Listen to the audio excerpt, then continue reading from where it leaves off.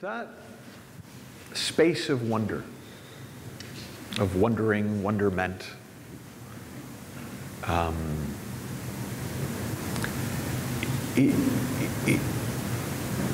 it's worth falling in love with that space, right? It's worth getting to know it, hanging out in it. It's worth introducing your clients to it and hanging out in it with them. Because that space is the unknown. It is the not yet created. It is the space of infinite possibilities. It's the space from which new things get created and old things fall away.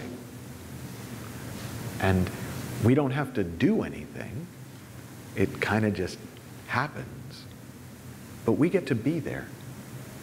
And it's kind of cool to be there while it happens. And it'll happen with you or without you, but it's neat that it can happen with you. And it really opens up possibilities. And in a way, what I love about it, what it did for me when I first started realizing that it was there and it was reliable and it was always just waiting for me underneath the noise, was I knew what to do when I didn't know what to do. Not, let me do a third-person wondering exercise, but just let me find my way back to that space and let's see what comes from it today. And it's why in and amongst the sometimes incredible volume of neurotic noise in my head, I'm kind of fearless about a lot of things because I know that that space is with me.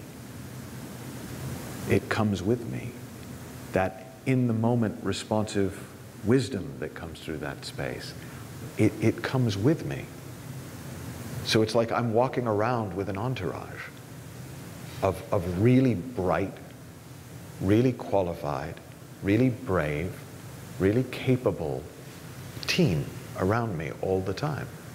So yeah, I can walk into a room with confidence because of that. Because I got a team. I got people for that. And we all have that, but most of us don't know it. Because most of us never get past the thought fog because we don't see it. We don't see that there is a thought fog, we just think that's the edge of the world. And it's common sense all the way down, right? Everybody lives their life in a very common sense way, given the thinking they have that looks real to them. So if it looks real to you that this is the edge of your world, common sense is you aren't going to get too close to the edge, right? That's wisdom. But it's based on a misunderstanding. And that's why correcting the misunderstanding is so powerful. Because when you see something that is more true, common sense still guides you, but now it guides you in a bigger world because you can see the world is bigger than you thought it was. When it looks like your problems are out there coming at you, common sense is to fight or flight or freeze or whatever you habitually do. But when you see that what's out there is being projected from in here, and it's just how it works, we're always in an experience of thought. Well, then common sense is to let it happen, to let it unfold, to let it pass through, to let it change. It's the same thing.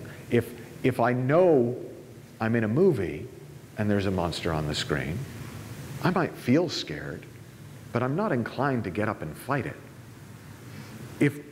If I think it's a real monster, I'd be an idiot to not run or fight. And that's all of us all the time. To the extent that we see we're in a movie, to the extent that we see we're in thought, we just respond appropriately as best we can. To the extent that we think it's real, we respond appropriately as best we can. The response isn't the problem. It's what we think we're responding to. And the more clearly we see it, the more useful, helpful, appropriate our response. And that's the game of life for all of us all the time. And it's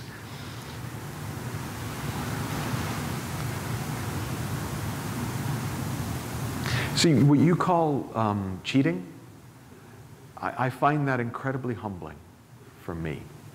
Like, because I thought it was me, right? I thought I did that when it worked.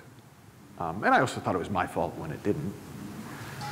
But to kind of see, oh, it's not, I don't even have to take responsibility for that. That's amazing to me. You know, every time I think I put the world down, my burden has gotten lighter. It turns out there's 17 more worlds I'm carrying, right? But that's okay, because then another world comes off my back, and then another, and then another, and then another. And it gets lighter. It gets easier. It gets more wonderful. How cool is that?